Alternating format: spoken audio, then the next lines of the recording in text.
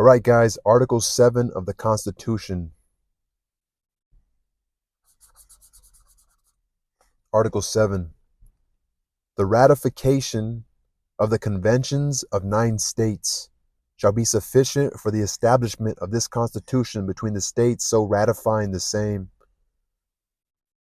So the breakdown right here. In between.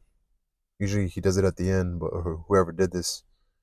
Having exceeded their instructions from the Continental Congress by scrapping the Articles of Confederation and drafting a wholly new frame of government, the framers of the Constitution also ignored the provision in the Articles of Confederation requiring unanimous approval of the state legislatures in order to amend that frame of government. The decision to allow the Constitution to go into operation after the approval of only 9 of the 13 states made it much easier to secure ratification of the document. Moreover, the device of submitting the document for consideration by specially called state conventions rather than by state legislatures avoided some of the natural tendencies of state legislators to protect their powers and interests. Most important, though, the use of conventions elected directly by the people of the states and called together solely for the purpose of considering the new plan of union signify that the proposed new government was intended to be a government founded on we the people of the United States rather than merely on we the states.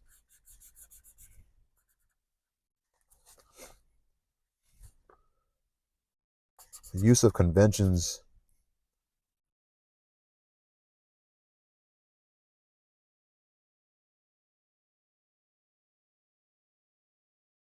Well, the device of submitting the document for consideration by specially called state conventions. I want to Google that. What are state conventions?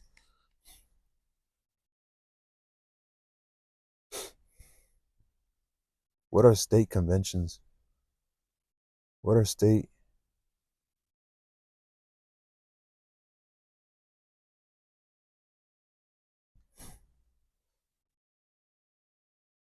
State ratifying conventions are one of the 2 methods established by Article 5 of the United States Constitution for ratifying proposed constitutional amendments.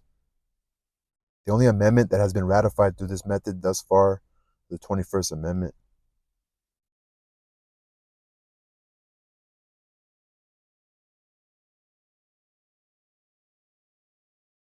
So, a method for ratifying and establish sort of how they are called, how they are used, or they just get together and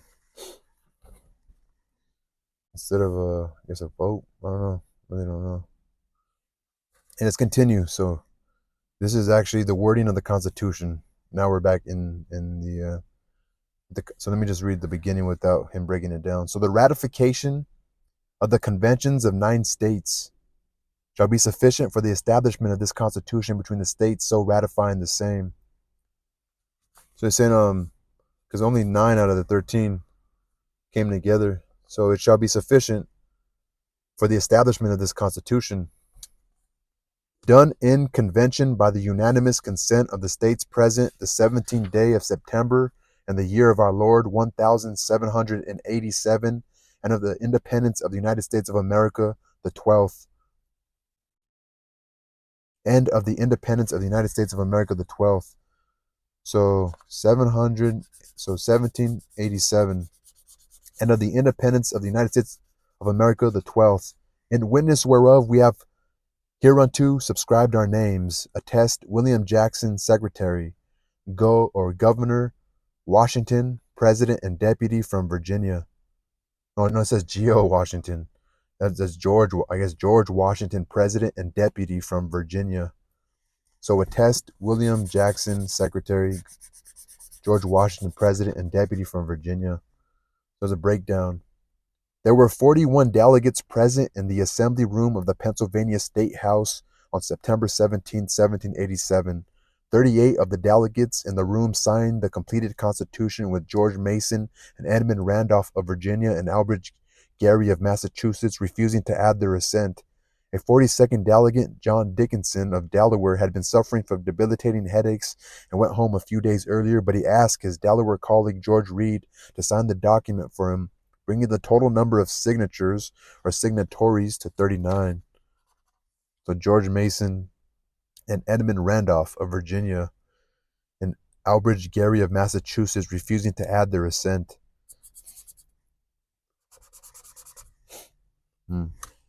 So from Delaware, George Reed, Gunning Bedford Jr., John Dickinson, Richard Bassett, Jocko Broom. From Maryland, James McHenry, Dan of St.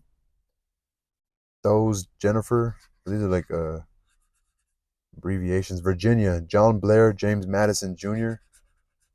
North Carolina, W.M. Blount, Richard Dobbs Spate, maybe. I don't know if it's Richard R.A.C.H.D.